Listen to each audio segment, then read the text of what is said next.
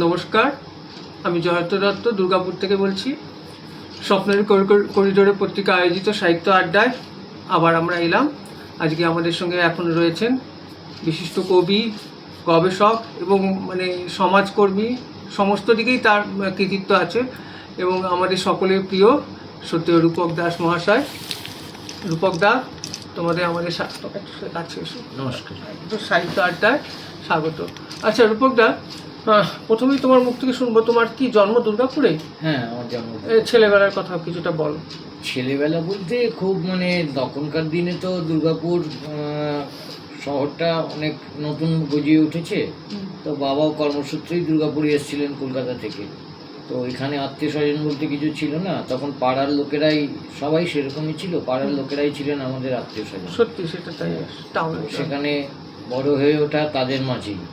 হ্যাঁ, তো কিন্তু প্রত্যেকেরই আজকে যেমন আমরা এমন একটা ক্লাসে এসে পৌঁছেছি যে আমার ছেলে মেয়েদের খাবারের চিন্তাটা করতে হয় না, ওরা ভালো ভালো খাবার খেতে অভ্যস্ত।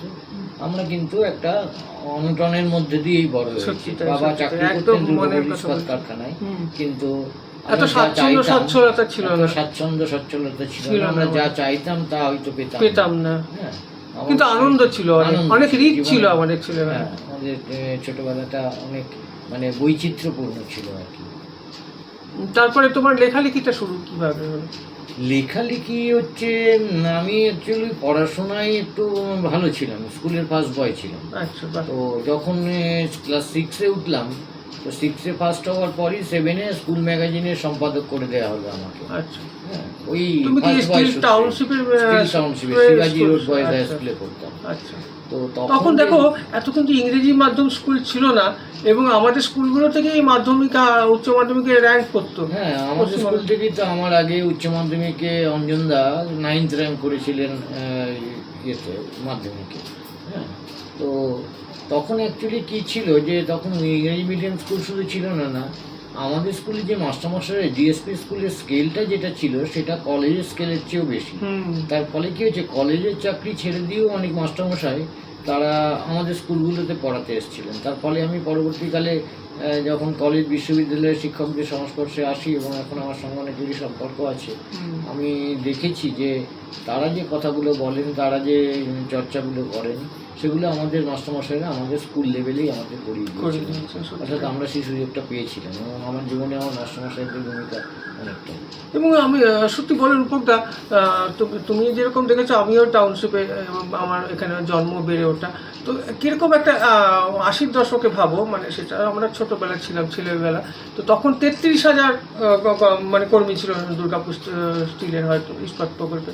কিন্তু কীরকম টাউনশিপে একটা রমরমা ছিল বলো। 7,258। তাহলে ভাবো।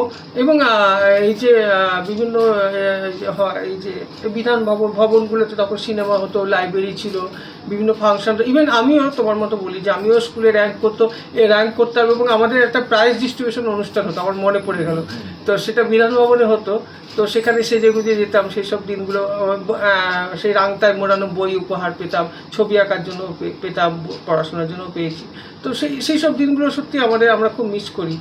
তো আমাদের স্কুলের যে অডিটোরিয়াম ছিল, যে আমাদের স্কুলের শিবাজি বয়েজ স্কুলের যে ছোট্ট অডিটোরিয়াম, ছোট্ট স্কুলের যে অডিটোরিয়াম ছিল, আমি যখন দুর্গাপুর সরকারি মহাবিদ্যালয় গভর্নমেন্ট কলেজে পড়তে যাই আর কি, তখন আমার স্কুলের তুলনায় সেটাকে ছোট বলে মনে হয়েছিল। আমাদের স্কুল কিন্তু ডিএসপি অন্যান্য স্কুলের মধ্যে ছোট স্কুলগুলোর মধ্যে একটা ছিল।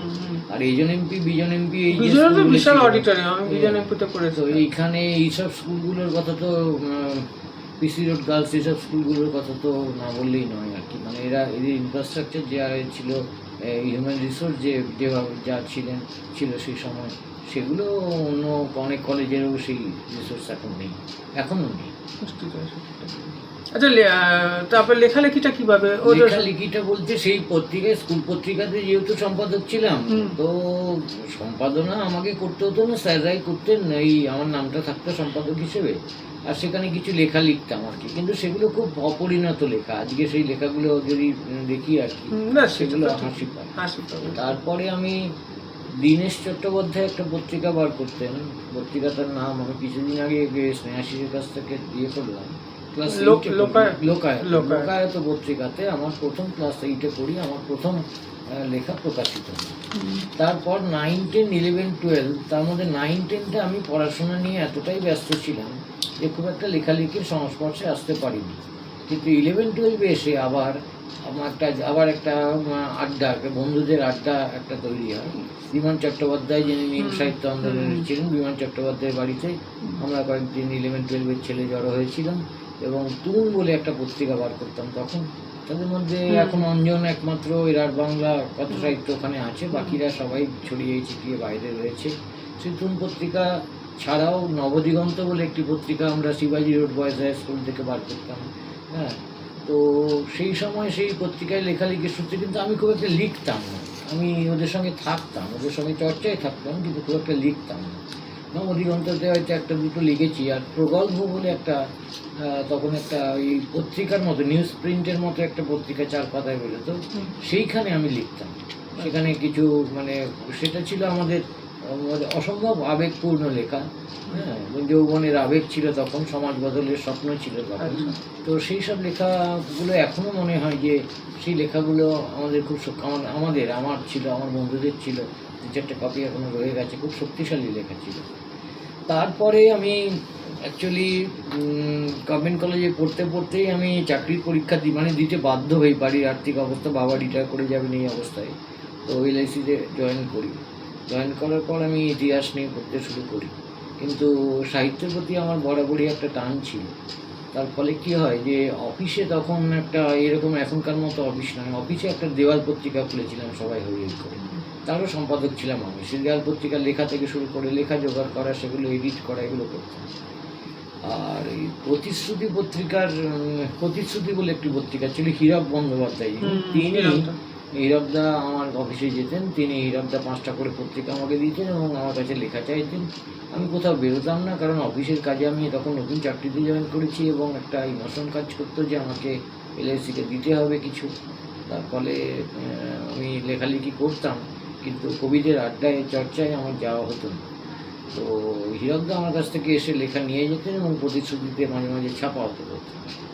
এই করতে করতেই প্রদীপ দাস, যিনি পরবর্তীকালে ঝিল্লি পত্রিকাটার যিনি সম্পাদনা করেছিলেন, তো প্রদীপ দাস তিনি আমাদের অফিসে যান, তার অফিসের কাজে। সেখানে দেয়াল পত্রিকায় আমার নাম দেখে খুঁজে আমাকে বার করেন। তারপরে একটা মিটিং হয়, যে অনেককে যিনি জোগাড় করেছিলেন, তিনি ভালো সংগঠক, তো অনেককে জোগাড় করেন এবং ঝিল্লি পত্রিকাটা শুরু হয়। এবং প্রথম থেকেই আমাকে এবং দিশারি মুখোপাধ্যায়, আমরা দুজন ছিলাম সহ সম্পাদক, প্রদীপ দাস ছিলেন সম্পাদক। এই ঝিল্লি পত্রিকাকে কেন্দ্র করে 9-17 বিদ্যাপতি দিশারি মুখোপাধ্যায়ের বাড়িতে একটা সাহিত্য আড্ডা হতো। আর ঝিল্লি পত্রিকা 3 মাস পর পর দীর্ঘ 15 বছর প্রকাশিত হয়েছিল এবং প্রত্যেকটি সংখ্যা প্রকাশের দিন যারা লিখতেন বা যারা লিখতেন না, লেখা থাকতো না, তারা সবাই মিলে আমরা রবীন্দ্র পরিষদে সমবেত হতাম। সেখানে একটা লেখার উপরে আলোচনা হতো। আর প্রত্যেকটা সন্ধ্যায় আমাদের একটা কবিদের একটা আড্ডা হতো। সেই আড্ডায় কল্লোশ্রী মজুমদার, ব্রজকুমার সরকার, স্নেহাশিস মুখোপাধ্যায়, হীরক বন্দ্যোপাধ্যায়, অনিকেত পাত্র, আমাদের বন্ধু এখন আমাদের মধ্যে নেই, স্নেহাশিস মুখোপাধ্যায়, নয়ন রায়, নবনীল চট্টোপাধ্যায়, পার্থ এখন আর কবিতা লেখে না, আরও অনেকে সবাই জড়ো হতাম এবং সেখানে আমরা কবিতা নিয়ে, বিভিন্ন সাম্প্রতিক কবিতা, চালচলন নিয়ে আলোচনা করতাম। কিন্তু আমার একটা বৈশিষ্ট্য ছিল যে আমি অফিস থেকে দিশারির বাড়িতে আগে পৌঁছে যেতাম এবং আমার লেখা কবিতাটা আমি আগে দিশারিকে শুনিয়ে নিতাম। দিশারি একটা মতামত দিত, ভালো বা মন্দ, আমি সেই কবিতাকে চাপা দিয়ে দিতাম। তারপরে সবাই যখন আসতো, সবাই যখন কবিতা পাঠ করতো, আমি তখন কবিতা পাঠ করতাম না, আমি সবারটা শুনতাম, সবাই কী বলছে কি না বলছে এটা শুনতাম। এবং ঝিল্লি পত্রিকার আমি সহ সম্পাদক হওয়া সত্ত্বেও দেখা যেত বছরে হয়তো খুব বেশি হলে 4টে সংখ্যার মধ্যে 2টো সংখ্যাতে আমার লেখা আছে, বাকি সংখ্যাতে আমার লেখা নেই। এবং প্রদীপদা অনেক করে শেষ মুহূর্তে আমার কাছ থেকে একটা লেখা বার করতে পারতেন, কারণ আমার লেখা ছাপানোর ক্ষেত্রে কখনোই খুব একটা আগ্রহ ছিল না। তো এইভাবেই লেখালেখি না, সেটা বুঝতে পারি, কারণ পত্রপত্রিকাতে খুব একটা লেখা দেখি না তোমার, কিন্তু তুমি সিরিয়াস লেখালেখি করি বলতে আমি কিছু প্রবন্ধও লিখেছিলাম সে সময়, ঝিল্লি পত্রিকাতেই লিখেছিলাম, প্রবন্ধ লিখেছি। তো সেই প্রবন্ধগুলো তখন ঝিল্লি পাঠানো, তো আজকাল পত্রিকায় ঝিল্লি নিয়ে যখন আলোচনা হচ্ছে, আমার প্রবন্ধটাকেই নিয়ে আলোচনা হয়েছে, এরকমও হয়েছে। হ্যাঁ, সন্ত্রাসবাদ নিয়ে লিখেছি, বাংলা নবজাগরণ নিয়ে লিখেছি, তখন প্রবন্ধ লিখতে শুরু করেছি। তাছাড়াও এমনি লেখালেখির সঙ্গে আমার বরাবরই একটা যোগাযোগ ছিল, লেখালেখি আমি কখনোই ছাড়িনি। এবং একটা সময় সাহিত্য বাংলা ভাষার চেতনা সমিতি বলে আমরা একটা সমিতি তৈরি করেছিলাম 2001 বা 2000 সালে। তো সেই সমিতির 1 বছর 2 বছর পরই তার আহ্বায়কের দায়িত্বটা আমার উপরে পড়ে যায়। তার ফলে হচ্ছে কি দুর্গাপুরের বিভিন্ন সাংস্কৃতিক সংগঠনগুলোর সঙ্গে যোগাযোগ করা এবং এই দুর্গাপুর নামগুলো চেঞ্জ করা, বিভিন্ন সরকারি অফিসে এই ধরনের আন্দোলনগুলো করা, 21শে ফেব্রুয়ারি 19শে মে পালন করা, বিদ্যাসাগরের জন্মদিন পালন করা, রবীন্দ্র জয়ন্তী এবং বিভিন্ন নিখিল ভারত বঙ্গ সাহিত্য সম্মেলন, বিভিন্ন কালচারাল সংগঠনের সংগঠক হিসেবে মূলত সবাই আমাকে দেখতে পড়ে অভ্যস্ত ছিল। আমার লেখালেখির সঙ্গে তারা খুব একটা পরিচিত ছিলেন না, তার কারণ আমি লেখালেখি প্রকাশ করতে বা প্রচার করতে খুব একটা আগ্রহী ছিলাম না। ওই সংগঠক হিসেবেই লোকে আমাকে বেশি জানতো, সাংস্কৃতিক সংগঠক হিসেবে। কিন্তু আমি একটা নেশা ছিল পড়াশোনার নেশা, সেই পড়াশোনার নেশাটা আমি কখনোই ছাড়িনি। এবং খুব দুঃখের বিষয় যে আমি যে বিষয়ে পড়াশোনা করছি তখন যে আমি কারোর সঙ্গেই, যারা লেখালেখি করেন কারোর সঙ্গেই আমার মনে হয়নি সেই পড়াশোনাগুলো নিয়ে আলোচনা করা যায়, বা তারা সেই বিষয় নিয়ে আলোচনা করলে তারা আমার সঙ্গে মানে আলোচনাটা চালিয়ে যেতে পারবে। আমাকে একা একাই পড়াশোনা করতে হয়েছে সে সময়।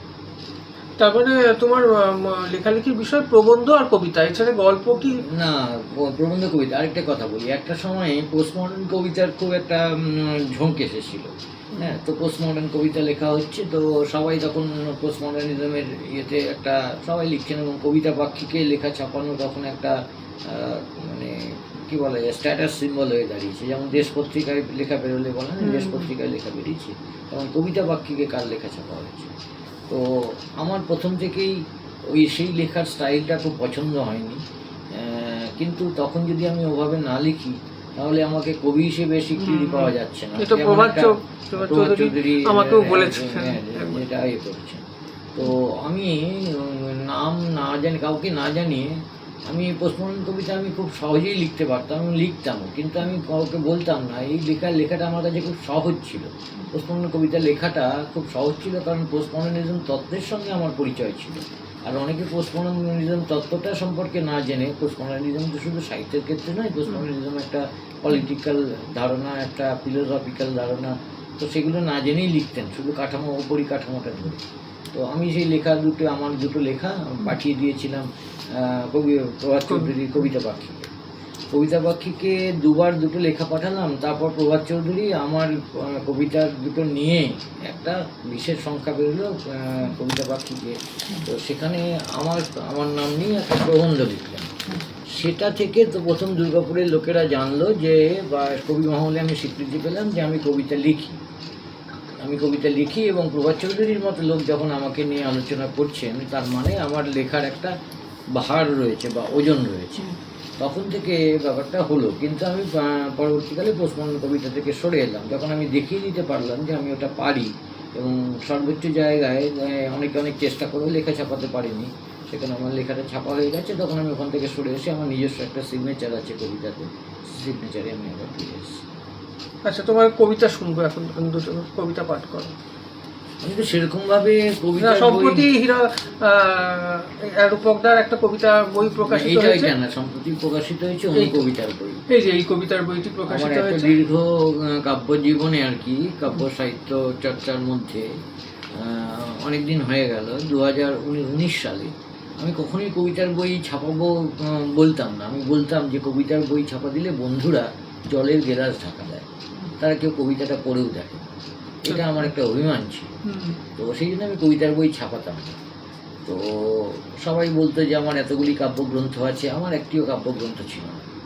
করোনার সময় আমার প্রথম মনে হলো যে আমি ইতিহাসের ছাত্র, ইতিহাস নিয়ে তখন আমি অনেক চর্চা করছি। আমার মনে হলো যে আমি তো ইতিহাসটা লিখছি, ইতিহাসের বইগুলো রয়ে যাবে, কিন্তু আমি যে কবিতা লিখতাম, আমি যে কবিতা লিখি, তার একটা রেকর্ডের নথি, মানে ইতিহাসের হিসেবেই রেখে যাওয়াটা জরুরি।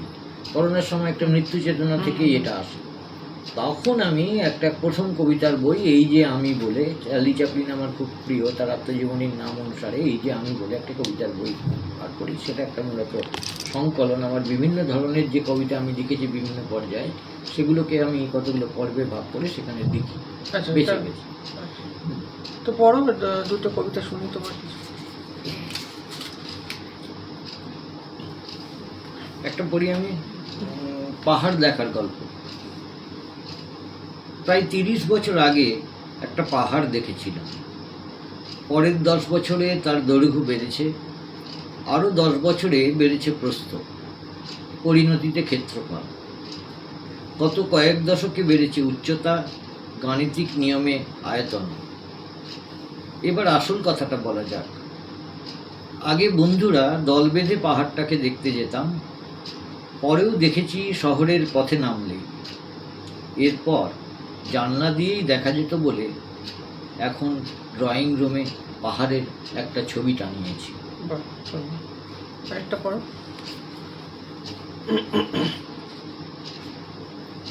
কবিতাটার নাম হচ্ছে দৈনন্দিন। সারাদিন ধরে মুখস্থ করেছি নিরুপমার খুনি হলো সমাজ। সারাদিন ধরে মুখস্থ করেছি বিসমার্কের বৈদেশিক নীতি। সারাদিন ধরে মুখস্থ করেছি ফটোসিনথেসিসের ফল অক্সিজেন। সারাদিন ধরে মুখস্থ করেছি ত্রিভুজের 3 বাহুর সূত্র। দিন শেষে মাথা টেবিলে ভগবান, ভাগ্যবান আর আমি। বাহ, সুন্দর। আরেকটি কবিতা, সেটা আমি খুঁজে পাবো কিনা জানি না, সেটা আমার খুব প্রিয়, আমার বন্ধুদের খুব প্রিয় কবিতা। আমি তো প্রত্যেকটি কবিতাই আমার কাছে খুব প্রিয়, কিন্তু আমার বন্ধুদের খুব প্রিয় কবিতা আসছে শ্রাবণে বলে। আমি জানি না এখানে আমি খুঁজে পাবো কিনা। যদি খুঁজে পাই আমি পড়ছি একটু পরে। হ্যাঁ, আচ্ছা, কথা বল। আচ্ছা, ঠিক আছে। আচ্ছা, তার মানে কি ধরনের কবিতা এবং তোমার প্রিয় কবিদের সম্বন্ধে একটু বলো। কিরকম কবিতার ফর্ম নিয়ে কি তুমি কিছু ভাবো? না, বা না, ছন্দ না, বা ছন্দ নিয়ে আমি একটা কথা বলি। আমি এই কোনো কবিতা যেদিন প্রকাশ পাই তখন আমি সেভাবে বলেছি যে কবিতা ছন্দ, অক্ষরবৃত্ত বা মাত্রাবৃত্ত নিয়ে আমি কখনো মাথা ঘামাই। এখন আমার দিদি ক্লাসিক্যাল গান গাইতেন, আমি তার সঙ্গে তবলা বাজাতাম, এবং তবলাতে অনেকগুলো তাল থাকে, ত্রিতাল, দাদরা, কাহারবা, ঝাঁপতাল, রূপক তাল, 10 মাত্রা, 7 মাত্রা, 3 মাত্রা, 6 মাত্রা, 8 মাত্রা, এরকম বিভিন্ন মাত্রা থাকে। অর্থাৎ মাত্রাবৃত্তটা সম্পর্কে আমার ধারণাটা খুব স্বচ্ছ ছিল। আর কিছু কবিতা আমি গদ্য কবিতা ছিল, সেগুলো তো কোনো ছন্দে লেখা নয়। আর কিছু কবিতাতে স্বতঃস্ফূর্তভাবে সেগুলো অক্ষরবৃত্তে, যেমন আসছে শ্রাবণী কবিতাটা আমি অক্ষরবৃত্তে লিখবো বলে লিখিনি, কিন্তু অক্ষরবৃত্তে দাঁড়িয়ে যায় কবিতাগুলো। হ্যাঁ, ছন্দ সম্পর্কে আমি খুব বেশি ছন্দের ক্লাস করে যে লিখেছি তা নয়। ছন্দের সম্পর্কে না, আমার ছন্দের কবিতা অনেক আছে, কিন্তু যেমন অনেকে বলেন না ছন্দের কবিতা আমি লিখি না, আমি গদ্য কবিতা লিখি। আমার ছন্দের কবিতা অনেক আছে, কিন্তু যে আমি যে খুব ছন্দ নিয়ে খুব গবেষণা করেছি তা কিন্তু নয়। হ্যাঁ, তা কিন্তু নয়। এই পেয়েছি, এটা আসছে শ্রাবণীটা। হ্যাঁ, একটু পড়ে নি। আসছে শ্রাবণে। আসছে শ্রাবণে জল হবে, কাদা হবে মাঠে, বিষধর সাপেরা ছুটবে আলপথ ধরে ইঁদুরের পিছু পিছু। চাষি মাঠে যাবে, বলদেরা পিছু পিছু যাবে, বীজতলা হবে। কচি ধান চুমু খাবে প্রতিবেশী যুবতীর ঠোঁটে। আসছে শ্রাবণে জল হলে কুমারীরা বীজবতী হবে, পোয়াতির এলো চুল সন্ধ্যায় পাট করে বাঁধা হবে। ধানের বুকেও ক্রমে দুধ হবে, চুষে খাবে দুষ্টু ছেলেরা। ফুলে ফলে ভরে উঠবে ব্যাঙের সংসার। আসছে শ্রাবণে মেঘ হলে ভালোবাসাবাসি হবে। বাহ, খুব সুন্দর। তুমি বিমান চট্টোপাধ্যায়ের কথা বললে। বিমানদা একটু আগেই ফোন করেছিল আমাকে, তো বিমানদা খুব আগ্রহী বললো আমি দেখবো, তোমার সম্বন্ধে অনেক কথা বলছিল। তো যাই হোক, এবার একটু অন্য প্রসঙ্গে যাচ্ছি, একটু মানে কবিতা থেকে একটু বাইরে। তো তুমি তো একটা নির্দিষ্ট কোনো রাজনৈতিক মতাদর্শে বিশ্বাসী? আর আমি বামপন্থী রাজনৈতিক মতাদর্শে বিশ্বাসী, কিন্তু কোনো দলীয় মানে আনুগত্য দেখাতে আমি মানে পারদর্শী নই বা দক্ষ নই। আচ্ছা আচ্ছা, আমার একটা প্রশ্ন, যে একটু আগে অলৌকিকাদিকেও বলেছিলাম যে অনেক মানুষই বলেন যে আমি রাজনীতি ঠিক আমার পছন্দ নয়, বা আমি রাজনৈতিক ব্যক্তি নই, কিন্তু আমি একটা কথা বলি যে মনে করো কোনো মূল্যবৃদ্ধি, পেট্রোলের দাম বাড়লো বা খাদ্য মূল্যবৃদ্ধি, তখন তো আমরা প্রতিবাদ করি, সেটা তো একটা রাজনীতি। আবার মানে তোমার কি মনে হয় যে কোনো মানুষ কি অরাজনৈতিক বলে কোনো মানুষ হতে পারে, অ্যাপলিটিক্যাল বলে? আমি ইতিহাসের ছাত্র হিসেবেই বলি যে আমি যে জিনিসটা বাজার থেকে কিনতে যাই তার পিছনে রাজনীতি লুকিয়ে আছে। আমি যে ডিগ্রিটা অর্জন করি তার পিছনে রাজনীতি লুকিয়ে আছে। আমি যে চাকরিটা করি তার পিছনে রাজনীতি লুকিয়ে আছে। আমার মেয়েটাকে আমি যে পড়াই, আমার মেয়েটা জীবনে প্রতিষ্ঠা পাবে তার পিছনে রাজনীতি লুকিয়ে আছে। অর্থাৎ আমরা রাজনীতিটা পছন্দ করি না যারা বলেন, তারা অ্যাকচুয়ালি নিজেকে লোকান, তারা রাজনীতি সবচেয়ে বেশি করেন। হ্যাঁ, কিন্তু তারা প্রকাশ্যে সেটা স্বীকার করেন না, তারা রাজনীতিটা কিন্তু সবচেয়ে বেশি করেন। আর রাজনীতি মানে তো রাজার নীতি নয়, রাজনীতি হচ্ছে নীতির রাজা। অর্থাৎ যে কোনো নীতির রাজাকে যদি রাজনীতি বলা হয় তাহলে আমি অবশ্যই রাজনীতি করি। আচ্ছা, তাহলে আরেকটা প্রশ্ন আমার, যে সাহিত্য এবং রাজনীতির মধ্যে কি কিছু সম্পর্ক আছে, এবং সাহিত্য দ্বারা কি সমাজ বদলানো সম্ভব? কিছুটা সমাজকে নাড়া দেওয়া যায়? এই প্রশ্নটার উত্তর হ্যাঁও হতে পারে, নাও হতে পারে। আমি একটা উদাহরণ দিয়ে বলি। 40-এর দশকে যখন বামপন্থী আন্দোলনগুলো মাথাচাড়া দিয়ে উঠেছে, 40-এর দশকে কিন্তু সাংস্কৃতিক আন্দোলনের মধ্য দিয়ে বামপন্থীরা কিন্তু সামাজিক ভিত্তিটা পেয়েছিল। গণনাট্য আন্দোলন, কল্লোল গ্রুপের কার্যকলাপের মধ্যে দিয়ে কিন্তু বামপন্থীর সাংস্কৃতিক কার্যকলাপ সেটা একটা সামাজিক ভিত্তি পেয়েছিল, সমাজের মানুষকে আকৃষ্ট করেছিল। এবং তার পরিণতি পরবর্তীকালে খাদ্য আন্দোলন, হ্যাঁ, এবং শিক্ষক আন্দোলন, উদ্বাস্তু আন্দোলনের মাধ্যমে বামপন্থীরা, যেমন পশ্চিমবঙ্গে আর কি, বামপন্থীরা ক্ষমতা দখল করেছিল এবং সমাজ বদলের একটা পরিস্থিতি তৈরি হয়েছিল, এবং যেটা ৭৭ সালে এটা পরিণতি লাভ করে। কিন্তু একটা ঘটনা এক্ষেত্রে লক্ষণীয়, যে রাজনৈতিক দলগুলো সবসময় চায় যে সাধারণত শিল্পী সাহিত্যিকরা সাধারণত একটু ব্যক্তি স্বাতন্ত্র্যবাদী হয়, অর্থাৎ ব্যক্তি স্বাতন্ত্র্যবাদ তাদের মধ্যে কাজ করে। কিন্তু রাজনৈতিক ব্যক্তিরা চান যে তারা যে পথে মানে চালনা করতে চাইছেন, বা তারা একটা সময় শিল্পী সাহিত্যিকদের নির্দেশ দিতে শুরু করেন, বা তাদের নির্দেশনায় কাজ করাতে চান। এবং যিনি প্রকৃত শিল্পী সাহিত্যিক হন তিনি কখনোই এই বাঁধনে বাধা পড়তে রাজি থাকেন না। এই কারণেই আমরা দেখতে পাই বলরাজ সাহানির মতো লোক এক সময় পিটিআই ছিলেন, চলে গেছেন। আমরা দেখতে পাই মান্নাদে বলছি, লতা মঙ্গেশকরও পিটিআই গান গেয়েছেন, হেমন্ত মুখোপাধ্যায় গিয়েছেন, সলিল চৌধুরী সরে গেছেন। হ্যাঁ, অনেকেই আমি ঋত্বিক ঘটকের কথা বলতে পারি, মানিক বন্দ্যোপাধ্যায়ের কথা বলতে পারি, সুভাষ মুখোপাধ্যায়ের কথা বলতে পারি, হিমাঙ্গ বিশ্বাসের কথা বলতে পারি। তারা সবাই কিন্তু রাজনীতি থেকে কিন্তু নিজেদেরকে সরিয়ে নিয়েছিলেন। এবং হিমাঙ্গ বিশ্বাসের প্রতি যে আচরণটা করা হয়েছিল সেটা তো ন্যাক্কারজনক আর কি বলা যেতে পারে, যে হিমাঙ্গ বিশ্বাসের প্রতি তার দল যে আচরণ করেছিল সেটা। তার গান কিন্তু তার নামটা এখনো উচ্চারিত হয় না। তার গানগুলো গাওয়া হয় সবাই, কিন্তু তার প্রতি শ্রদ্ধা দেখানো হয় না। 2011 সালে হিমাঙ্গ বিশ্বাসের শতবর্ষ হয়েছিল। সে সময় আমি আমার একটা মারুতি অমনি ভ্যান নিয়ে, একটা প্রজেক্টার নিয়ে, হিমাঙ্গ বিশ্বাসের গানের ক্লিপিংসগুলোকে নিয়ে একটা স্লাইড তৈরি করে, আমার তো লোকবল কম, দুর্গাপুরের বিভিন্ন জায়গাতে গিয়ে সেই গানগুলো অডিও ভিডিও প্রদর্শনী করে ঘুরে বেড়াতাম আমার ড্রাইভারকে নিয়ে। এখন লোকে জড়ো হয়ে যেত। কিন্তু যে রাজনৈতিক দল সেই গানগুলো সবাইতে গেয়ে ওঠে, তারা একবারও হিমাঙ্গ বিশ্বাসের প্রতি সেই বছরও শতবর্ষ শ্রদ্ধা জ্ঞাপন করে না। এটা খুব দুঃখের বিষয় আর কি। শিল্পী সাহিত্যিকদের প্রতি রাজনৈতিক দল যখন ক্ষমতায় চলে আসে তখন তারা কিন্তু শিল্পী সাহিত্যিকদের সেই মর্যাদাটা দেন না, সেটা যে রাজনৈতিক দলই হোক না, তারা তাঁবেদার চান। একদমই তাই বলেছো। আচ্ছা, তুমি তো বামপন্থী মতাদর্শে বিশ্বাসী, তো ইদানিং কি যে আমাদের বামপন্থার ভবিষ্যৎ কি, এবং ইদানিং যে শ্রমিক আন্দোলন সেটা কি কিছুটা ম্লান মনে হচ্ছে কি, এবং এর কি কারণ? মুশকিলটা হচ্ছে যে 90 সালের পর থেকে শ্রমিকদের দুভাগে ভাগ করা যায়, একটা হচ্ছে সংগঠিত শ্রমিক, একটা হচ্ছে অসংগঠিত শ্রমিক। এবার সংগঠিত আরেকটা হচ্ছে কৃষি শ্রমিক, আর অসংগঠিত শ্রমিক আর সংখ্যা ক্রমশ বৃদ্ধি পেয়েছে 90 সালের পর থেকে, এবং সংগঠিত শ্রমিকদের সংখ্যা ক্রমশ কমতে শুরু করেছে। কিন্তু শ্রমিক আন্দোলন বলতেই এখনও প্রধান রাজনৈতিক দলগুলো মূলত সংগঠিত শ্রমিকদের নিয়ে কাজ করতে যায়।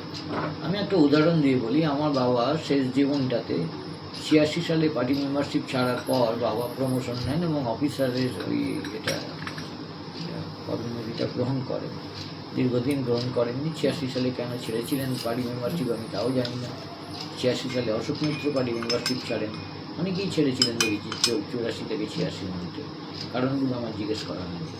তো বাবাকে আমি দেখেছি অফিসার হওয়ার পরও সেই জুতোটা প্ল্যান্টের সেই জুতোটা, বাবাদের গাড়িটা একটা আলাদা ছিল, মানে অফিসারদের গাড়িটা একটা ওই ডিলাক্স টাইপের একটা অন্য কালারের গাড়ি ছিল, আর ওয়ার্কারদের গাড়িটা সেই আগের মতো ডিএসপির গাড়ি যেরকম ছিল, আমাদের গাড়িটা আলাদা ছিল। কিন্তু বাবা বাড়ি থেকে যখন বেরোতেন সেই শ্রমিকের জুতো, সেই তেলচটার জামাটা, সাদা জামাটা আর প্যান্টটা পরে যেতেন, এটা আমরা টাউনশিপে দেখতাম। সেখানে কিন্তু বাবার শ্রমিক পরিচয়টা দিতে মানে লজ্জা বোধ করতেন না, কেউই করতো না তখন। কিন্তু এখন যারা মানে শ্রমিক, যারা মানে অফিসার নন, তারাও কিন্তু যখন যাচ্ছেন, তারা কিন্তু তাদের শ্রমিক পরিচয়, তারা শ্রমিক নেতাও, তিনি যখন কারখানায় যাচ্ছেন তাকে দেখে বোঝা যাচ্ছে না তিনি শ্রমিক। তার আচার আচরণ, তার পোশাক পরিচ্ছদ থেকে শুরু করে, তার কারণ এটা পরিকল্পিতভাবে সংগঠিত এবং অসংগঠিত শ্রমিকের একটা বেতনের মধ্যে একটা অত্যন্ত বৈষম্য তৈরি করা হয়েছে। সংগঠিত শ্রমিকদের মধ্যে সংগঠিত বেতনটা এতটাই বৃদ্ধি করা হয়েছে যে তারা নিজেদের শ্রমিক বলে দাবি করলেও শ্রমিক যে শ্রেণী, সেই শ্রেণীর আচরণগুলো তাদের মানে শ্রেণীর আচরণগুলো থেকে তারা নিজেরা বিচ্যুত হয়েছে। এই জন্য তো সরকারের কিছু তো পরিকল্পনা, এটা তো পুঁজিবাদী পরিকল্পনা, এটা পুঁজিবাদী পরিকল্পনা। এখন কোথায় আর স্থায়ী শ্রমিক নিয়োগ হচ্ছে বলো, মানে হচ্ছে কি সেটা? না, সেটা তো হচ্ছে না, সেটা তো সেটার জন্য তো সেই আন্দোলনটাও বন্ধ হয়ে গেছে, আন্দোলনটা বন্ধ করে দেওয়া হয়েছে। এবং সেখানে যারা শ্রমিক আন্দোলন করতেন, শ্রমিক আন্দোলনে যে সংগঠনগুলো রয়েছে, ট্রেড ইউনিয়নগুলো রয়েছে, তাদের দায় মানে এটা কর্তব্য ছিল, যেহেতু অসংগঠিত শ্রমিকদের মজুরি সেরকম নেই, তাদের কার্যক্ষেত্রে নিরাপত্তা নেই, তাদের স্বাস্থ্যক্ষেত্রের যে বিমার সুবিধা নেই, এইসব ক্ষেত্রে গণ আন্দোলন তৈরি করা, তাদের এইগুলো দাবিগুলোকে মিটিয়ে তোলা, এবং সেইখানে যদি তারা কনসেন্ট্রেট করতেন তাহলে শ্রমিক আন্দোলন আজকে অনেকটাই শক্তিশালী হতো। কিন্তু দুঃখের বিষয় এগুলোকে লিড করেছে, এই শ্রমিক আন্দোলনকে লিড করেছেন যে অশ্রমিক কিছু পার্টির নেতৃবৃন্দ, তারা এবং মানুষের মধ্যে একটা দেখবে শ্রমিক ছিলেন না, তারা ছিলেন প্রেসিডেন্সি কলেজ থেকে, যাদবপুর কলেজ থেকে নির্বাচিত, এবং তারা ক্রমশ ওই শ্রমিক আন্দোলনের সিআইটিউর সর্বোচ্চ পদে চলে যান, কারখানার গেট থেকে উঠে আসা নেতা নন। তার ফলে তাদের ওই চার্টার অফ ডিমান্ডস বা ওইটাকে কি বলে, ওইগুলো করতে যতটা আগ্রহ, ওইটাতে যতটা সাফল্য তারা দেখাতে পারেন, ততটা সংগঠিত অসংগঠিত শ্রমিকদের মধ্যে সংগঠন গড়ে তোলার ক্ষেত্রে তাদের। এবং আরেকটা জিনিসও দেখো, যে আমি ইদানিং দেখেছি মানুষের মধ্যে, রাস্তাঘাটে বা দোকানদারে অনেকেই বলে, স্থায়ী শ্রমিক যারা আমরা কাজ করি, বলেন যে এরা তো এত মাইনে পায়, এদের মানে সরকার ভালো করেছে স্থায়ী শ্রমিক নিয়োগ করছে না, কিন্তু এটা যে কত বড় ক্ষতি হচ্ছে, তাদের ছেলে মেয়েরাও তো ভবিষ্যতে চাকরি পাবে না। এই যে পার্মানেন্ট ওয়ার্কাররা যেটা তুলে দিচ্ছে এখন, সবই তো কন্ট্রাক্ট বেসিস হয়ে যাচ্ছে, কিন্তু এটা সামগ্রিকভাবে কেউ চিন্তা করে না। আমি সেদিন একটি টিভি চ্যানেলে আমাকে সাক্ষাৎকারে ডেকেছিল, সেখানে অনেক হসপিটালের মালিক ছিলেন, সেখানে কিছু কলেজের মালিক ছিলেন, তারা ওই দুর্গাপুরের উন্নয়ন এমএসএমএর ছিলেন, সেক্রেটারি ছিলেন, দুর্গাপুরে কিছু মানে প্রবীণ বুদ্ধিজীবী ছিলেন, তারা সবাই বলছিলেন দুর্গাপুরের উজ্জ্বল ভবিষ্যতের কথা, দুর্গাপুর আগের থেকে নাকি অনেক উন্নত হয়েছে। আমি তখন কতগুলো স্ট্যাটিস্টিক্স দিয়ে দেখিয়েছিলাম, একদম আমার কাছে তো ইতিহাসের ছাত্র হিসেবে আমি একদম তথ্য দিয়ে দেখিয়েছিলাম যে পাবলিক সেক্টরের কর্মচারীর সংখ্যা কতটা কমেছে। এবং তারা যে হসপিটালগুলোর কথা বলছিলেন, আমি পরিষ্কার বলেছিলাম যে হসপিটালগুলো, যে প্রাইভেট হসপিটালগুলোকে উন্নয়ন হিসেবে দেখানো হচ্ছে, সেই হসপিটালগুলোতে মূলত নির্ভর করে হচ্ছে এই পাবলিক সেক্টরগুলোর ইসিএল এবং এই ডিএসপি পাবলিক সেক্টরগুলোর স্থায়ী কর্মচারীদের মেডিক্লেমের। মেডিক্লেম ছাড়া সেখানে দেখানোর সামর্থ্য নেই, এমনকি সেই হসপিটালে যারা কর্মচারী কাজ করে তাদেরও সেই হসপিটালে দেখানোর তারা ইএসআই হসপিটালে দেখানো যায়। আর জাংশন মলকে যদি উন্নয়নের প্রতীক হিসেবে দেখা যায়, তাহলে জাংশন মলে যায় আমাদের মতো যারা পার্মানেন্ট শ্রমিক, তাদের কিছু ছেলে মেয়ে, আর যাই হচ্ছে দুর্গাপুরে ওই বাইরে থেকে এসছে, পয়সা দিয়ে কলেজগুলোতে পড়তে এসছে কিছু ছেলে মেয়ে, তারা যায় জাংশন মলে উৎসবের দিনে ভিড় করতে।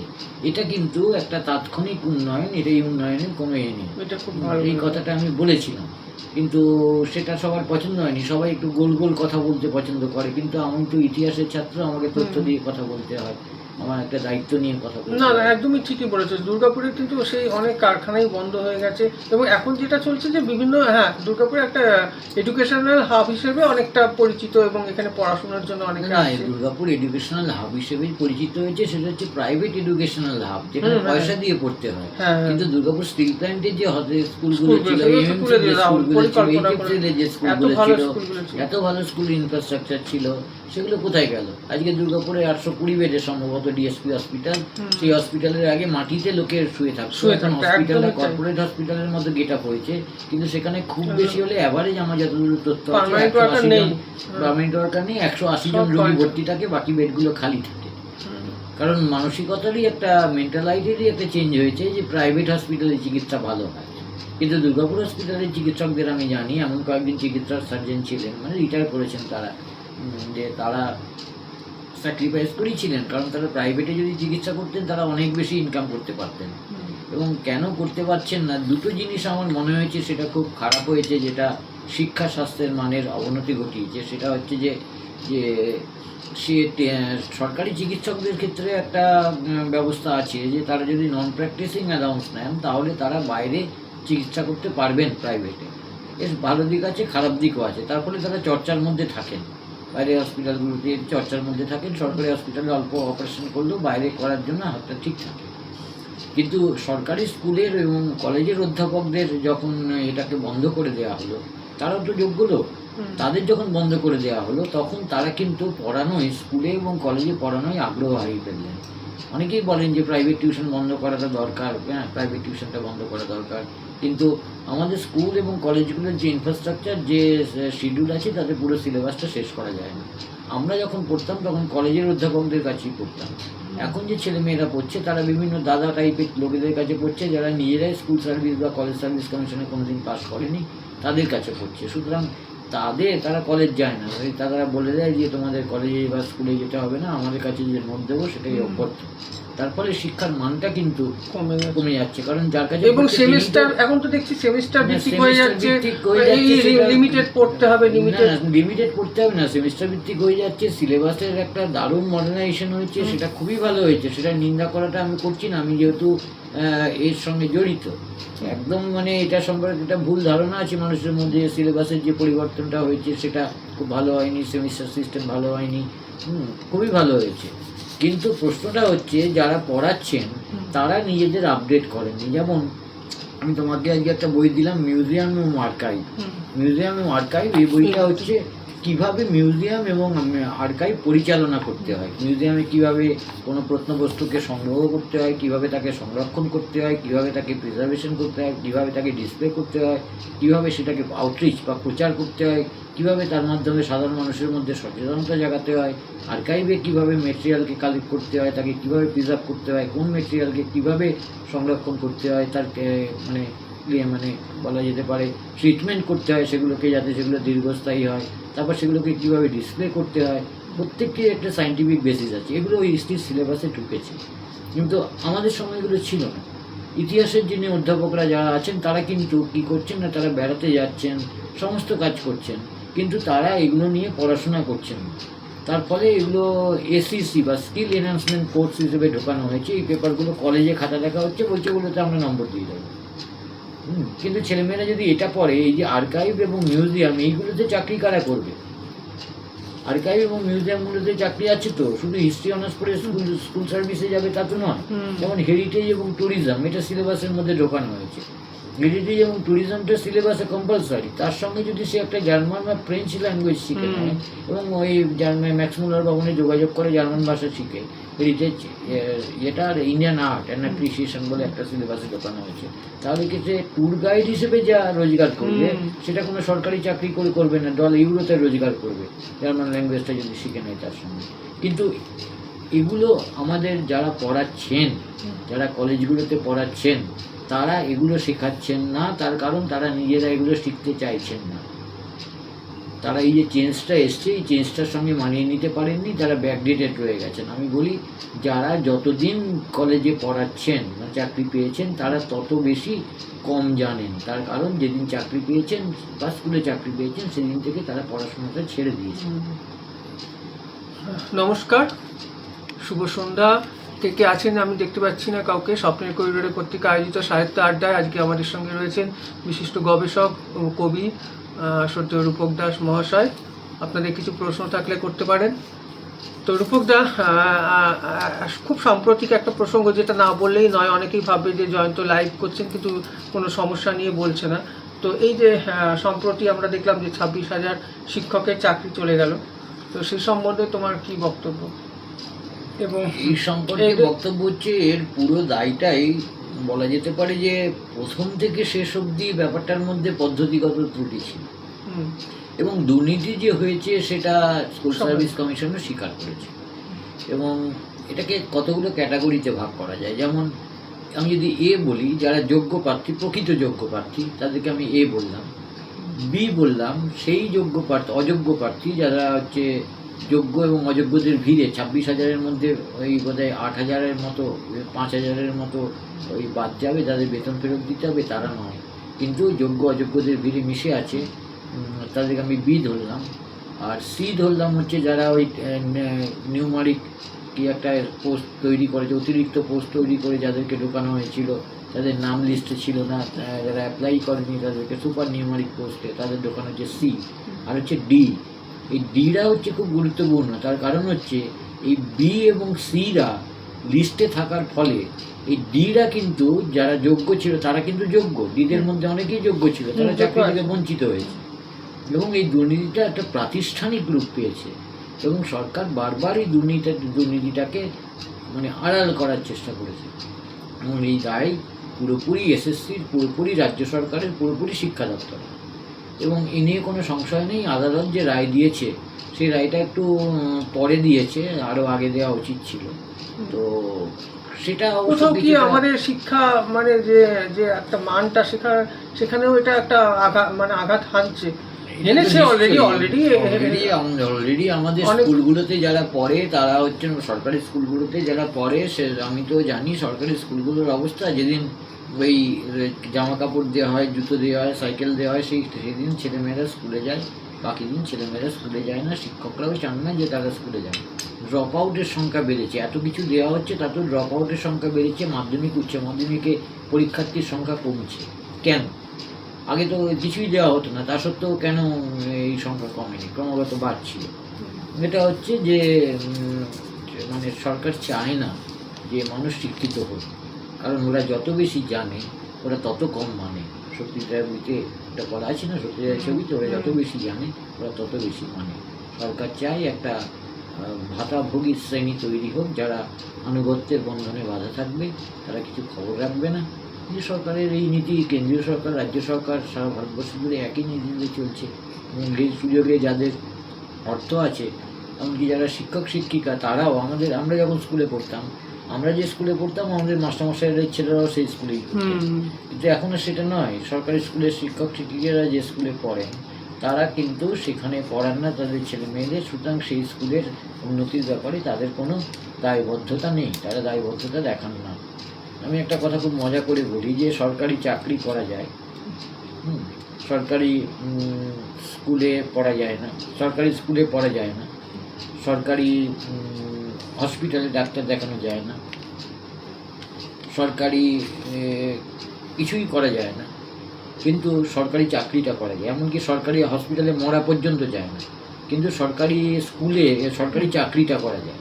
অর্থাৎ সরকারের বাকি সব খারাপ, শুধু চাকরিটা ভালো। কেন না? সরকারি চাকরিটা করতে গেলে একটা নিশ্চিন্ত নিরাপত্তা থাকে। যদিও নতুন যে শ্রম আইনটা এই এপ্রিলের 1 তারিখ থেকে চালু হয়েছে, সেটা সরকারি কর্মচারীরা অনেকে জানেন না যে কোনো মুহূর্তে সরকারি কর্মচারীকেও ছাঁটাই করে দেওয়া হতে পারে, সেক্ষেত্রে আইনগত কোনো সুরক্ষা তারা পাবে না। তাই অনেক কিছু বিল পাস হয়ে যাচ্ছে, সেগুলো কিন্তু আমরা জানতে পারি না, এবং সংখ্যাগরিষ্ঠ হিসেবে সেই বিল পাসগুলো করিয়ে। এই যে ওয়াকফ বিলটা যেটা পাস হলো, লোকের একটা ধারণা হচ্ছে এটাতে মুসলমানদের টাইট দেওয়া হবে। আচ্ছা, মুসলমানদের টাইট দেওয়া হবে, কিন্তু ওয়াকফ ব্যাপারটা কী করে এসেছিল না, হজরত মোহাম্মদের সময় 4 ওমর এই অজিত মোহাম্মদের চার মানে সহচর তারা বিভিন্ন জাতির সঙ্গে সংগ্রাম করেছিলেন এবং সংগ্রাম করার পরে কিছু সম্পদ তাদের কাছে অতিরিক্ত সম্পদ সঞ্চিত হয়েছিল। তারা তখন হযরত মোহাম্মদ নবীকে প্রশ্ন করেন যে এই সম্পদ নিয়ে আমরা কি করব। তখন নবী বলেন যে এর কিছুটা মুসলিম সম্প্রদায়ের উন্নতির জন্য ব্যয় করা হবে, বাকিটা সাধারণের সম্পত্তি হিসেবে থাকবে। অর্থাৎ ওয়াকফ সম্পত্তি কিন্তু শুধু মুসলমানদের সম্পত্তি নয়। যেমন কলকাতা হাইকোর্ট, কলকাতার রেস্টুরেন্টের চত্বর, এগুলো সব কিন্তু ওয়াকফ সম্পত্তির অংশভুক্ত এবং আমরা এটা জানি না। এবার সে কি বলা হলো না, ওয়াকফ সম্পত্তি সব সরকারের অধীনে যাবে, যদি না এতদিনের মধ্যে ওয়াকফ বিলে বলা হলো যদি তুমি এত পরিমাণ ট্যাক্স দাও। ওইখানকার যে ভ্যালুয়েশন আছে সেই ট্যাক্স দেওয়া কারোর পক্ষেই সম্ভব নয়, সুতরাং ওটা সরকারি সম্পত্তি হিসেবে ট্রিট হবে। আমি জানি না ওটা রাজ্য সরকারি না কেন্দ্রীয় সরকারি কাজ ট্রিট হবে, ওটা কিন্তু সাধারণের সম্পত্তিই ছিল। কিন্তু ওয়াকফ বিলটা এমনভাবে প্লেস করা হলো যে মুসলমানদের প্রচুর সম্পত্তি সেটা আমরা কেড়ে নিলাম। যেমন ইউনিভার্সাল সিভিল কোড, হিমাচল প্রদেশে ইউনিভার্সাল সিভিল কোড, এক দেশ এক আইন চালু করতে চাইছে। কোনো খবরের গভীরে ঢুকতে চায় না, ঢুকতে চায় না, আমি বলছি সেটা। ইউনিভার্সাল সিভিল কোড হিমাচল প্রদেশে এই কিছুদিন আগে চালু হয়ে গেল। ইউনিভার্সাল সিভিল কোড আমাদের ধারণা যে মুসলমানদের টাইট করার জন্য করা হলো। আমি ঠিক আছে, মুসলমান এবং হিন্দু সমান হয়ে গেল ইউনিভার্সাল সিভিল কোডে। কিন্তু আমি যদি প্রশ্ন করি যে আচ্ছা আমার পাড়ার দুর্গাপুজোটাতে, এই এখন তো সবাই সমান হয়ে গেল ইউনিভার্সাল সিভিল কোডে, তাহলে আমার পাড়ার দুর্গাপুজোটাতে কোনো দলিতকে কিন্তু দুর্গাপুজো করার অধিকার দেওয়া হবে, সার্বজনীন দুর্গাপুজো করার, বা কোনো আদিবাসীকে দেওয়া হবে, এমনকি কোনো ব্রাহ্মণ নারীকে কি সেই অধিকার দেওয়া হবে? সবাই ইউনিভার্সাল সিভিল কোড বলে মাতামাতি করছে, কিন্তু এই প্রশ্নগুলো কিন্তু কেউ করছে না সরকারের কাছে। প্রত্যেকের ধর্মাচরণের নিজ নিজ স্বাধীনতা আছে, সেই স্বাধীনতাকে লঙ্ঘন করে এইভাবে ইউনিভার্সাল সিভিল কোডের নাম করে একটি সম্প্রদায়ের বিরুদ্ধে আঘাত আনা, এটা আমার অন্তত পছন্দ হচ্ছে না। তোমার সম্প্রতি এই অনুকবিতার বইটা থেকে কটা কবিতা শুনবো।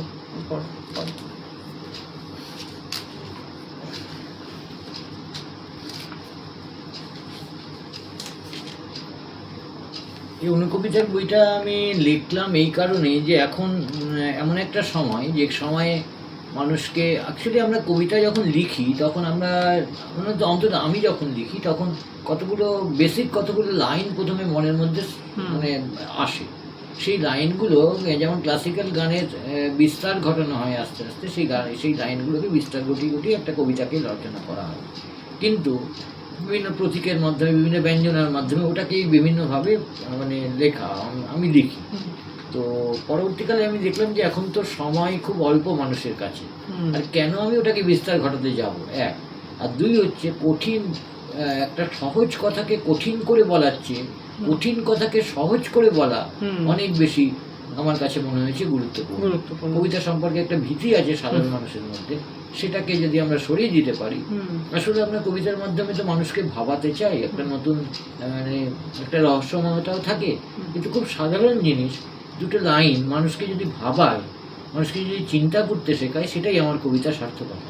কবিতার লাইনটা যদি গেঁথে থাকে, যেমনভাবে অমর কবিতা সেগুলোই যে কবিতার লাইনগুলো 10 বছর 20 বছর 25 বছর পরও টিকে থাকে। যেমন জীবনানন্দ দাশের মা একটা কবিতা লিখেছে, কুসুম কুমারী দেবী লিখেছিলেন, খুব উন্নত মানের কবিতা নয়, আমাদের দেশে হবে সেই ছেলে কবে, কথায় না বড় হয়ে কাজে বড় হবে। এখনো পর্যন্ত আমরা অনেকেই নামটা জানি না, কিন্তু এই লাইন দুটো আমাদের মধ্যে রয়েছে। এরকম কতগুলো লাইন যদি থেকে যায় মানে আমার এই অনুকবিতার মধ্যে, যেগুলো মানুষের মনের মধ্যে থেকে যাবে, মানুষকে ভাবাবে, সেই উদ্দেশ্য নিয়ে আমি অনুকবিতা লিখি। একটা কবিতা পেলাম আমি র্যান্ডামই পড়ছি, যেটা হাতের কাছে পাচ্ছি। মন ও আয়না, ভাঙলে জোড়া লাগে না, জুড়লে নিজেকেই চেনা যায় না। আরেকটি কবিতা পড়ছি। যতবার তুমি তাল মেলাতে যাবে, পায়ের তলায় পিছলে যাবে পথ। যতবার তুমি তাল মেলাতে যাবে, পায়ের তলায় পিছলে যাবে পথ। চায়ের কাপের নকশা বদলে যায়, মাতাল হলেই বেরিয়ে আসে মত। সুন্দর, সুন্দর। বড় আর একটা। খুব কেঁদেছি আজ, হেরো লোকের কান্নার রণসাজ। আর কিছু নেই, জাস্ট দুটো লাইন। খুব কেঁদেছি আজ, হেরো লোকের কান্নার রণসাজ।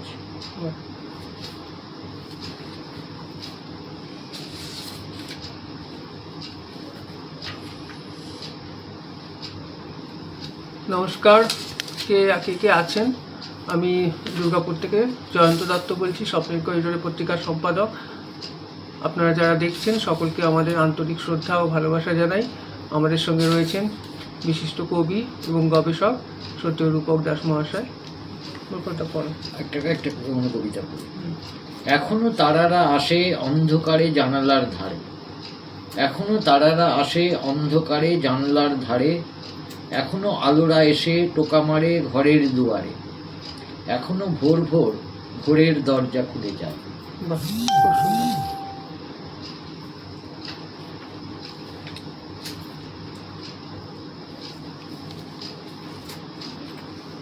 আরেকটা কবিতা পড়ি। পড়ো। আলো বড় বেশি হলে অন্ধকারও বেশি হয় জানি, আলো বড় বেশি হলে অন্ধকারও বেশি হয় জানি, তবু প্রেম দিলে কেন প্রাণে অন্ধতার জন্য পাগলামি। বাহ, খুব সুন্দর, সাধারণ। আবার এর মধ্যে মানে সমস্ত কিছুই আছে, রাজনীতিও আছে, রাজনীতির কথাও আছে, যেমন রোমান্টিসিজম আছে, স্মৃতি মেদুরতা আছে। আমি প্রথমে একটি কবিতা পড়ি। সেই বেশ ভালো ছিল হট্টমেলা পুতুলের হাট, সোনাকাঠি রূপকাঠি দেশ, ধুধু সেই তেপান্তর মাঠ। এর মধ্যে আমাদের একটা স্মৃতি মেদুরতা রয়ে গেছে। আবার পরের কবিতাটাই দেখা যাবে একদম সাম্প্রতিক, যেমন এই কবিতাটা হলো, তেজারি হলো ফাঁকা আমার তোমার টাকা, ছক্কা চালায় দেশ, আহা বেশ বেশ বেশ। বাহ, খুব সুন্দর। আবার কখনো আধুনিক শব্দ ব্যবহার করা হচ্ছে এই কবিতার মধ্যে, আমি ব্যবহার করেছি অনেক অনেক কবিতাতে। সন্ধেগুলো সিন ক্রিয়েট করছে না আর, সন্ধেগুলো সিন ক্রিয়েট করছে না আর, দিনগুলো সব google.com, সকালগুলো দোকান খুলেছে, দুপুর হতোদ্যম। বাহ, খুব সুন্দর। আর পড়ব। পড়ো।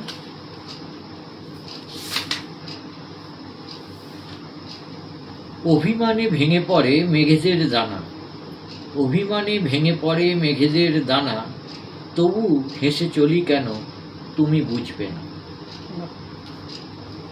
পরের কবিতা। চাঁদের গায়ে চাদর পেতে কাটিয়ে দিই রাত, চাঁদের গায়ে চাদর পেতে কাটিয়ে দিই রাত, জ্যোৎস্না রঙের উল বুনে শীত কাটানোর স্বাদ। আচ্ছা রূপকদা, ইদানিং যে বিভিন্ন কবিতা উৎসব বা সাহিত্য উৎসব হচ্ছে, সেখানে তো তোমাকে খুব একটা দেখা যায় না, আমিও অবশ্য যাওয়া হয় না সময়ের কারণে। সে সম্বন্ধে তোমার কবিতা উৎসব কতটা জরুরি বলে তোমার মনে হয়? অ্যাকচুয়ালি বলতে গেলে যে একসময় আমরা দুর্গাপুরে একটা কবিতা উৎসব করেছিলাম, 2004 সম্ভবত, সারা বাংলা কবিতা উৎসব সৃজনী হলে 2 দিন ধরে হয়েছিল। তখন আমার এগুলো ভালো লাগতো, আমি সংগঠক হিসেবে অনেক দায়িত্ব পালন করেছিলাম। আমি না, আমাদের একটা গ্রুপ দায়িত্ব পালন করেছিলাম, আমি বললে ভুল হবে, আমরা সবাই মিলে।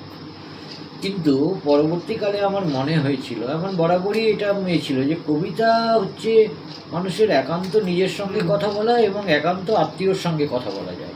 যিনি কবিতা প্রেমিক বা কবিতা বোঝেন তার সঙ্গে কথা বলা যায়। আমি তার পরবর্তীকালে দেখেছি যে কবিতা উৎসবগুলো, কবিতা পাঠ যখন হচ্ছে তখন কবিরা নিজেদের মধ্যে কথাবার্তা বলছেন, কবিতাগুলো শুনছেন না। তো আমি একটি কবিতা পাঠের আসরে গিয়েছি, সেখানে কবিতা পাঠ হচ্ছে, 6 জন মঞ্চে বসে আছেন, তার মধ্যে 5 জন অসাধারণ কবিতা পড়লেন। আমি অ্যাকচুয়ালি চেষ্টা করছিলাম মাথাটা নিচু করে, সৃজনীর ছোট হলে যে কবিতাগুলো খুব মন দিয়ে শোনা। তখন আমার পিছন থেকে আরেকজন সাহিত্যিক, তিনি বললেন, কি ঘুম পেয়ে গেল নাকি? অর্থাৎ যিনি ক্রমাগত কথা বলছিলেন, হঠাৎ দেখছেন আমি মাথাটা নিচু করে আছি, তার মনে হলো যে আমি ঘুমিয়ে আছি। অর্থাৎ কবিতা পাঠের সময় অনবরত কথা বলা যায়। যেমন আমি কোনো গানের অনুষ্ঠানে, বিশেষ করে রবীন্দ্রসঙ্গীতের অনুষ্ঠানে, পাবলিক অনুষ্ঠানে, রবীন্দ্রভবন বা বিধান ভবন এসব জায়গাতে আমি শুনতে যাই না, কারণ রবীন্দ্রসঙ্গীত আমি একা শুনি, ইউটিউবে গানও আমি একা শুনি। এবং আমার কিছু বন্ধু আছেন গানের, যেমন পর্ণাদি আছেন, তার কাছে রবীন্দ্রসঙ্গীত শুনতে যাই, আনন্দিতা আছে তার বাড়িতে যাই শুনতে যাই, কাজল দাস আছেন তার বাড়িতে আধুনিক গান শুনতে যাই। এগুলো আমি একা যাই, মানে তার সঙ্গে 1-to-1 শুনতে যাই। আমি কখনো তাদের প্রোগ্রামে গিয়ে তাদের গান শুনি না। তার কারণ হচ্ছে এই প্রোগ্রামগুলোতে যখন আমি গানটা শুনছি তখন আশেপাশে এত কথা আসছে, গান তো কান দিয়ে শুনতে হয়, আমার কানটা ব্যাহত হয়। আমি আমার কানটা খুব শার্প, গান শোনার কানটা খুব শার্প, কারণ আমার দিদি গান গেয়েছেন তো, আর আমি 19 বছর তবলা বাজিয়েছি ক্লাসিক্যাল গানের সঙ্গে। তো এই গানের সঙ্গে যদি কেউ এটা করেন আর কি, এই পাশে কথা বলেন, যে করেন, ডিস্টার্ব ফিল করি আমি, তার জন্য আমি এই ইয়েতে ভিড়ে যাই না। এবার এখন তো কবিদের একটা ভিড় হয়ে গেছে। আসলে কবিতা দু ধরনের লোকেরা লেখেন, একটা হচ্ছে খুব ইন্টেলিজেন্ট লোকেরা লেখেন, আর খুব নির্বোধ লোকেরা লেখেন। কারণ এই দুজন মানুষই খুব ইমোশনাল, হ্যাঁ, তারা কবিতা লেখেন। মাঝামাঝি যে লোকেরা, তারা কবিতা লেখেনও না, কবিতা পড়েনও না। আর আমার এখন মনে হচ্ছে যে এই ভিড়টাকে একটু এড়াতে হবে, এই ভিড়টাকে একটু এড়াতে হবে। সেই জন্য আমি খুব একটা কবিতার আড্ডায় বা ভিড়ের মধ্যে আমি থাকতে পছন্দ করি। আমাকে কবিতা লেখার বিভিন্ন ধরন সম্পর্কে হাত ধরে শিখিয়েছেন দিশারি মুখোপাধ্যায়। এখনো যদি আমার মনে হয় যে কোনো কবিতা শোনানোর ইচ্ছা হয়, আমি দিশারিদার বাড়িতে যাই, দিশারিদাকে শোনাই। পূর্ণদার কাছে আমি কোনো প্রবন্ধ যখন লিখি বা আলোচনা করতে যাই, পড়াশোনা করি, পূর্ণচন্দ্র মুখোপাধ্যায়, তার কাছে যাই। আমার কিছু বন্ধু আছেন, যেমন শর্মিষ্ঠা দিয়ে আছেন, ডক্টর শর্মিষ্ঠা দাস। ছবি নিয়ে যখন আলোচনা হয়, ছোট গল্প নিয়ে যখন আলোচনা হয়, তখন আমি তার বাড়িতে গিয়ে আমরা আলোচনা করি। গান নিয়ে গান শুনতে যাই, বললাম তো, কাজল দাসের কাছে, অনাদির কাছে, আনন্দিতার কাছে, এমনকি অনিন্দিতা মুখোপাধ্যায় যিনি আমাদের মেয়র ছিলেন, তার কাছেও অনেক সময়, তিনি যখন ব্যস্ত ছিলেন না, মেয়র হননি, তখন তার বাড়িতে গিয়ে আমি গান শুনে আসতাম। তো এইভাবেই আমার এটা আমার নিজস্ব বৈশিষ্ট্য আর কি। আমি ভিড়ে এখন আর থাকতে পছন্দ করি না। আর 50 বছর বয়স হয়ে গেছে, তো তারপর থেকে অনুভব করছি যে সময়টা খুব কমে আসছে। কবিরের এক শিষ্য কবিরকে জিজ্ঞেস করেছিলেন যে তুমি আমি কিভাবে জীবনটা চালনা করলে আমার জীবনটা সার্থক বলে আমি মনে করব। তো কবির একটা দোহা বলেছিলেন, তার হিন্দিটা আমি বলছি না, আমি বাংলাটা বলছি। তার মানেটা হচ্ছে, তুমি যেদিন পৃথিবীতে এসেছিলে সেদিন তুমি হাসতে হাসতে এসেছিলে, বাকি সবাই, তুমি কাঁদতে কাঁদতে এসেছিলে এবং বাকি সবাই হেসেছিল। এমন কাজ করে যাও জীবনে যাতে তুমি হাসতে হাসতে যেতে পারো, বাকিরা কাঁদে।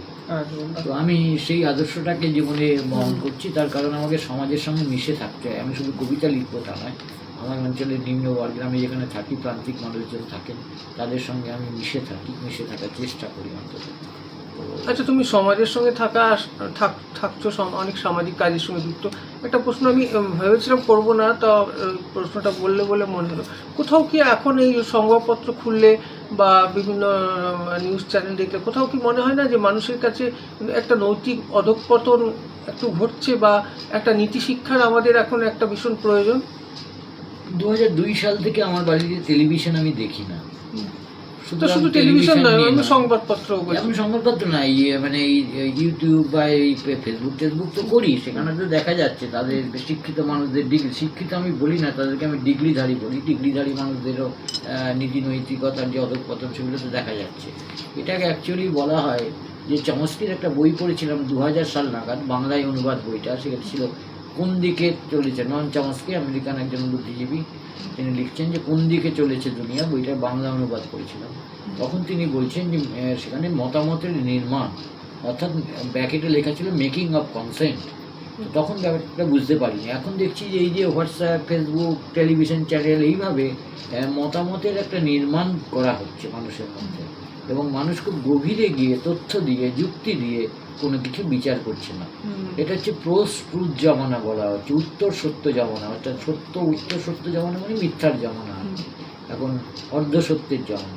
এবং আমাদের দেশটা একটা অদ্ভুত দেশ, যে দেশে যুধিষ্ঠিরকে সত্যবাদী যুধিষ্ঠির বলা হয়। যে যুধিষ্ঠির যে কুরুক্ষেত্র যুদ্ধের সময় অশ্বত্থামা হতো ইতি গজ, ওই কথাটা যদি না বলতেন, তাহলে অর্জুনের পক্ষে ওই দ্রোণাচার্যকে মারা সম্ভব হতো না, আর দ্রোণাচার্যকে মারা সম্ভব না হলে পাণ্ডবদের যেটা সম্ভব হতো না। কিন্তু যুধিষ্ঠির অর্ধসত্য বলেছিলেন, এবং সেটা তো আজকের এই বিজ্ঞাপন কোম্পানিগুলো তাই করে। মিউচুয়াল ফান্ড নিচে লেগেছে সাবজেক্ট টু রিস্ক, মোটর সাইকেলগুলো উপরে একটা motor cycle 129 kilometre per litre, নিচে লেখা থাকে যে পারফেক্ট কন্ডিশনের জন্য। এই তো যুধিষ্ঠির শিখিয়ে গেছেন। আমাদের দেশটাই হচ্ছে এরকম দেশ, এবং আমাদের এগুলো তো আর বাইরে থেকে ম্যানেজমেন্টের বই থেকে শিখতে হবে না, আমাদের ঐতিহ্যগত যে বই আছে সেখান থেকে শিখতে হবে। অনেকে বলেন যে এই নেটওয়ার্ক মার্কেটিং এখন চলছে, ওই আমার সেই বিভিন্ন সব কোম্পানিগুলো। তো আমাকে যখন বলে নেটওয়ার্ক মার্কেটিং হচ্ছে একটা নতুন কনসেপ্ট, আমাদের সব নতুন কনসেপ্ট কিছু না, আমাদের দেশে অনুকূল ঠাকুর অনেক আগে নেটওয়ার্ক মার্কেটিং শিখিয়ে গেছে। হ্যাঁ, তো ও তোমাদের নতুন কনসেপ্ট আমাকে শোনাতে শোনে। নমস্কার, আমরা অনুষ্ঠানের প্রায় শেষ লগ্নে চলে এসেছি। আমার আর দুটো প্রশ্ন থাকবে হীরকদার কাছে। হীরকদা, এক তো বলবে যে দুর্গাপুর শহরের আমাদের যে শহর যেখানে আমাদের গড়ে ওঠা, সেই শহরের আশা নিরাশা বা স্বপ্নের নিয়ে কিছু বলো। আর আরেকটা কথা, আমি যেটা তুমি ইতিহাসের ছাত্র হিসেবে, ছাত্র যেহেতু সেহেতু বলছি যে কোথাও কি ইতিহাস বদলানোর চেষ্টা হচ্ছে, নাকি ইতিহাস আগেই বদলানো ছিল?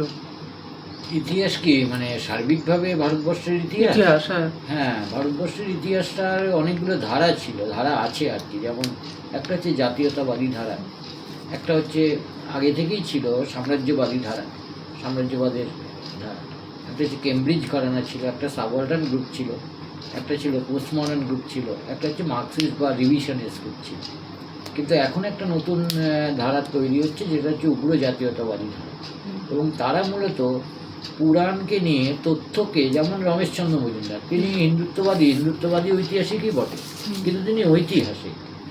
তাকে বলা হয় জাতীয়তাবাদী ঐতিহাসিক, যার মানে লিনিংটা অনেকটা হিন্দুইজমের দিকে। হ্যাঁ, যদুনাথ সরকার যা ঐতিহাসিক, তিনি, তাকে আমরা সমালোচনা করতে পারি, কিন্তু তিনি ঐতিহাসিক। কিন্তু এখন যে যারা ঐতিহাসিক হিসেবে দাবি করছেন বা ইতিহাসের তথ্য হিসেবে যেগুলোকে তুলে ধরা হচ্ছে, যেগুলো তো আগে আমরা তো ফ্যাক্টস দেখবো, তার সূত্র দেখবো। আমরা ইতিহাসে সবসময় সূত্রটাকে দেখি, কোন সূত্র থেকে তিনি বলছেন। আমি কোনো কারোর ব্যক্তিগত মতামত নিতে পারি না, এটা কবিতা বা সাহিত্য নয় যে আমার কষ্ট করা, আমার কল্পিত ধারণা হতে পারে না, তার একটা সূত্র থাকে। এখন যেটা হচ্ছে সেটা হচ্ছে যে এই ইতিহাসে এই কোনো সূত্র ছাড়া, কোনো প্রামাণ্য তথ্য ছাড়া ওটাকে ইতিহাস বলে চালানোর চেষ্টা হচ্ছে, এবং ইতিহাসটাকে বদলানোর একটা চেষ্টা চলছে। অনেক জায়গায় লড়াইটাও চলছে, সেই স্থানের নাম পরিবর্তন করে দেওয়া হচ্ছে, তো এছাড়া এগুলো তো চলছে, আচ্ছাড় ঘটছে।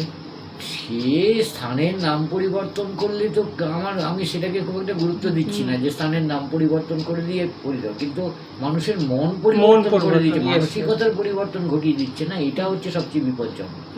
এই যে আজকে রামনবমী পালন হচ্ছে, এই রামনবমী পালনের জন্য চারদিকে ওই বিভিন্ন জায়গাতে পতাকা লাগানো হচ্ছে, পোস্টার লাগানো হচ্ছে, রামনবমী পালন, যার সঙ্গে রামের কোনো সম্পর্ক নেই।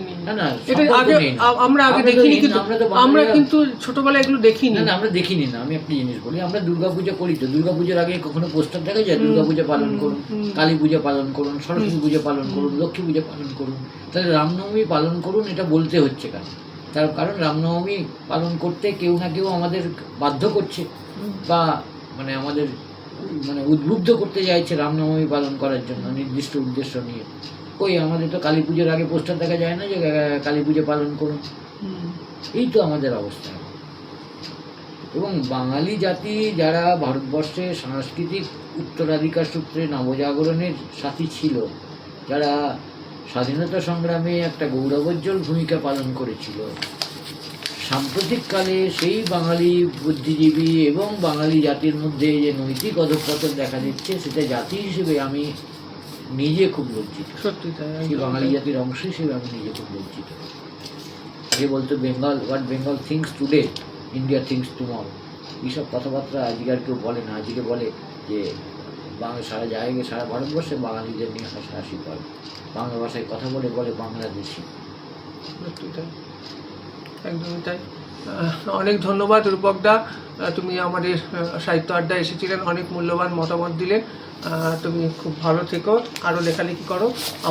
আমাদের তরফ থেকে আমার একটা ছবি আঁকা আর এবং আমার একটা বই তোমাকে উপহার দিই। আমি আনন্দে গ্রহণ করলাম এটা। আর কিছু খুব সুন্দর, না সেরকম কিছু সুন্দর লেখো। না, তুমি একটা কিছু বার্তা দাও দর্শকদের উদ্দেশ্যে। বার্তা তো মনীষীরা দেন, সেই বার্তা দেওয়ার আমার কিছু নেই, কিন্তু আমি সবাইকে শুধু এটুকুই বলতে পারি যে এখন যেটা হচ্ছে, একটা মানুষে কি বলে ওটাকে, বলে সুপার ইন্ডিভিজুয়ালিজম, অর্থাৎ সোশ্যালাইজিং এর বদলে সামাজিকভাবে বন্ধনে বেঁধে থাকার বদলে আমরা খুব ইন্ডিভিজুয়ালিস্টিক হয়ে যাচ্ছি। তো এইটাকে ভেঙে ফেলে আমি কোনো বড় বড় কথা, এটাকে ফেলে একটু বৃত্তটাকে বড় করুন, মাঠটাকে একটু বড় করুন, নিজের মাঠটাকে একটু বড় করুন, তাহলে সমাজটা ভালো থাকবে। অন্যের দিকে দোষ না চাপিয়ে আগে নিজের দিকে তাকান, নিজের মাঠটা বড় করুন, অন্য মানুষের পাশে হাত ধরে দাঁড়ান। আমি চেষ্টা করি দাঁড়াতে, যিনি পারবেন তিনি দাঁড়াবেন, আমি তো কাউকে বাধ্য করতে পারি না। নমস্কার, আমাদের সাহিত্য আড্ডা এখানেই শেষ করছি। সবাই খুব ভালো থাকবেন। শুভ সন্ধ্যা।